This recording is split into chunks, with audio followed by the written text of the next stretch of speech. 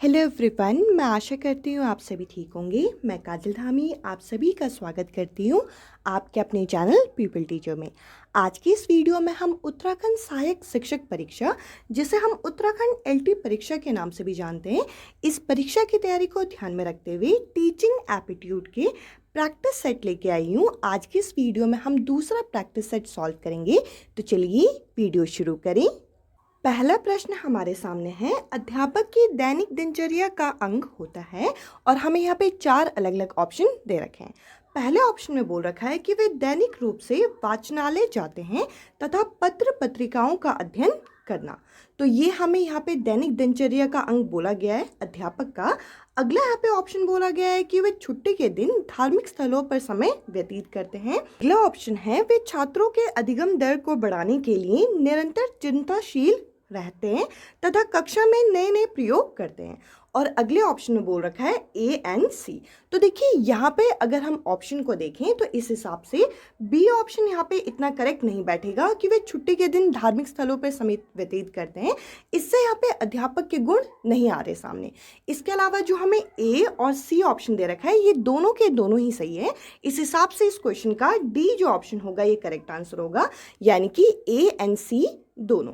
अब चलिए अगले प्रश्न को जरा डिस्कस करें। अगला प्रश्न हमारे सामने, प्रश्न में हमसे कह रखा है कि शिक्षकों के अधिकारों की रक्षा के संबंध में आपके विचार में क्या होना चाहिए। तो देखिए पहला ऑप्शन है कि शिक्षकों का एक यूनियन होना चाहिए, या फिर बी ऑप्शन में बोल रखा है कि शिक्षकों के अधिकारों का सम्मान हमेशा से होता रहा है, या फिर सी ऑप्शन है कि शिक्षकों के अधिकारों की रक्षा समाज की जिम्मेदारी है, या फिर डी ऑप्शन में बोल रखा है कि शिक्षक अधिकार एक्ट होना चाहिए। हमारे अनुसार शिक्षकों के अधिकारों की रक्षा जो है ये समाज की जिम्मेदारी बनती है। इसके अलावा यूनियन बना लेना या फिर एक्ट बना लेना यहाँ पे ये इतना करेक्ट नहीं बैठेगा। इस क्वेश्चन का सी जो ऑप्शन है ये करेक्ट आंसर है।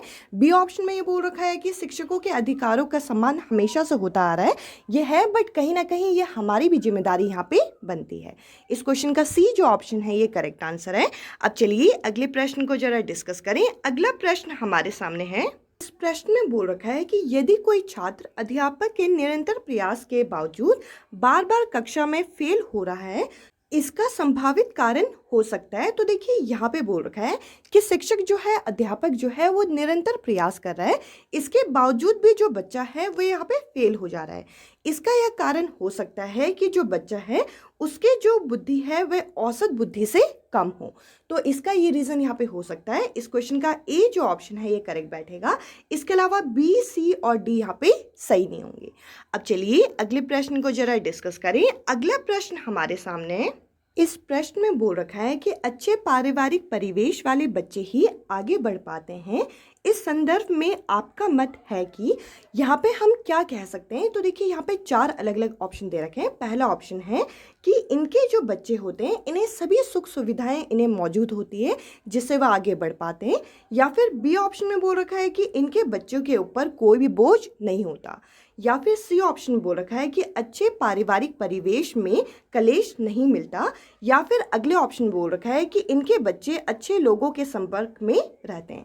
तो देखिए अगर हमारा पारिवारिक परिवेश अच्छा है तो कहीं ना कहीं ये होगा कि हमारे परिवार में कलेश कम होंगे, जिससे बच्चा क्या है, बच्चे का पालन पोषण अच्छा होगा, इससे बच्चा आगे भी बढ़ पाएगा। इस हिसाब से अगर हम देखें तो इस क्वेश्चन का सी जो ऑप्शन है ये करेक्ट होना चाहिए।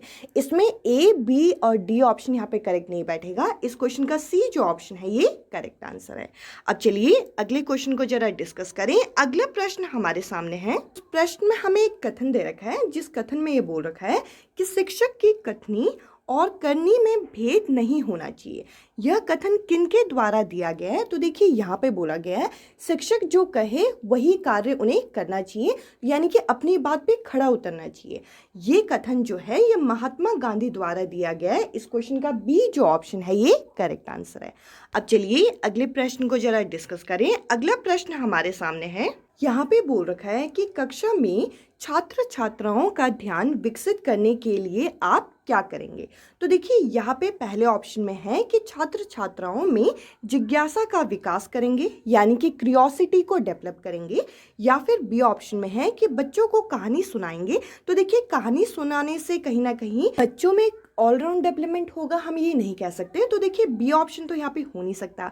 इसके अलावा यहाँ पे बोल रखा है कि भाषण ठीक प्रकार से तैयार करेंगे, यानी कि बच्चों को एक तरीके से वोकल तरीके से तैयार करेंगे। देखिए हम लोगों को भाषण के लिए तो तैयार करना है, बट कहीं ना कहीं बच्चों का विकास करना है। तो देखिए यहाँ पर ये भी सही नहीं बैठेगा। इसके अलावा ये बोल रखा है कि कक्षा में जोर से बोलेंगे। देखिए ये तो बिल्कुल ही यहाँ पे करेक्ट नहीं बैठ रहा।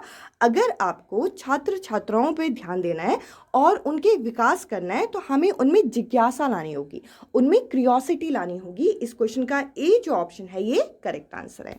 अब चलिए अगले प्रश्न को जरा डिस्कस करें। अगला क्वेश्चन हमारे सामने है। यहाँ पर बोल रखा है कि प्राचीन काल में औपचारिक शिक्षा का स्वरूप था। प्राचीन काल के समय में औपचारिक शिक्षा जो है वह किस तरीके से दी जाती थी?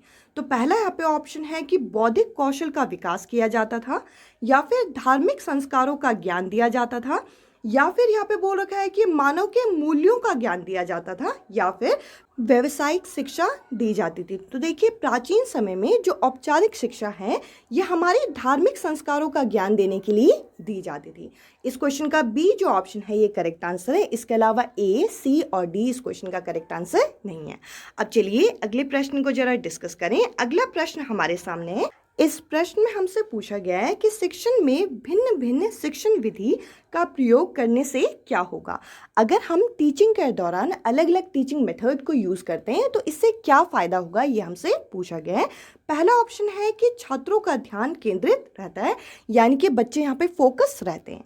अगला ऑप्शन है कि छात्रों की भली भांति प्रकार से समझ में आता है, यानी कि बच्चे जो है चीज़ों की डीप अंडरस्टैंडिंग ले पाते हैं।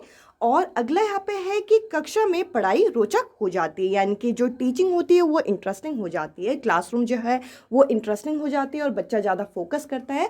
और लास्ट ऑप्शन है ये सभी। तो देखिए यहाँ पर हम ऑप्शन पढ़ के ही हमें समझ में आ गया कि ए, बी और सी यहाँ पे तीनों ही सही बैठेंगे।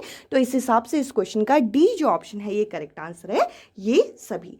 अब चलिए अगले प्रश्न को जरा डिस्कस करें। अगला प्रश्न हमारे सामने है। यहाँ पर हमसे पूछ रखा है कि आपके विचार में शिक्षा में हो रहे हास्य को रोकने के लिए आवश्यक है, और हमें यहाँ पे 4 अलग अलग ऑप्शन दे रखे हैं। तो देखिए पहला यहाँ पे ऑप्शन है कि विद्यालय में पुलिस की व्यवस्था की जाए। तो देखिए पुलिस की व्यवस्था यहाँ पे इतना करेक्ट नहीं बैठेगा। अगला यहाँ पे है कि विद्यालय में खेल की समुचित व्यवस्था की जाए। तो देखिए यहाँ पे हास्य को रोकने के लिए ये इतना ज्यादा इंपॉर्टेंट नहीं बैठेगा। अगला ऑप्शन है कि छात्र छात्राओं में गृह कार्य के प्रति अभिभावक की जागरूकता। तो देखिए यहाँ पे होमवर्क से भी इतनी ज्यादा जागरूकता नहीं आएगी, तो देखिए ये भी यहाँ पे करेक्ट नहीं होगा। लास्ट ऑप्शन यहाँ पे है कि अध्यापकों द्वारा नियमित कक्षा शिक्षण। तो देखिए टीचर के हाथ में जब तक कंट्रोल होगा चीजों का, कहीं ना कहीं हम लोगों को चाइल्ड सेंटर टीचिंग करनी है, बट टीचर के हाथ में कहीं ना कहीं कंट्रोल होना चाहिए। इससे क्या होगा कि क्लासरूम में होने वाले नॉइज को या फिर इनडिसिप्लिन को रोका जा सकता है। इस क्वेश्चन का डी जो ऑप्शन है ये करेक्ट आंसर है। अब चलिए अगले प्रश्न को जरा डिस्कस करें। अगला प्रश्न हमारे सामने है।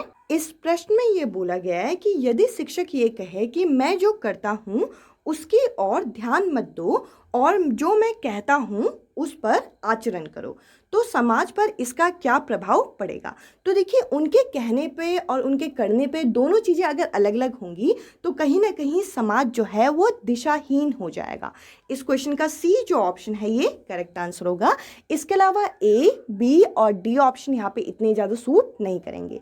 इसके अलावा मैंने आप लोगों के साथ पहला प्रैक्टिस सेट भी डिस्कस किया था। अगर आप लोगों ने वो वीडियो नहीं देखी है तो डिस्क्रिप्शन में आपको उस वीडियो की लिंक मिल जाएगी। आज की इस वीडियो में इतना ही।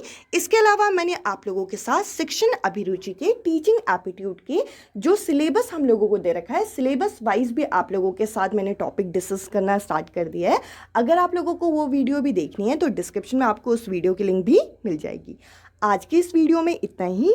अब मैं आपसे मिलूंगी अगली वीडियो में अगले टॉपिक के साथ। Bye bye, take care.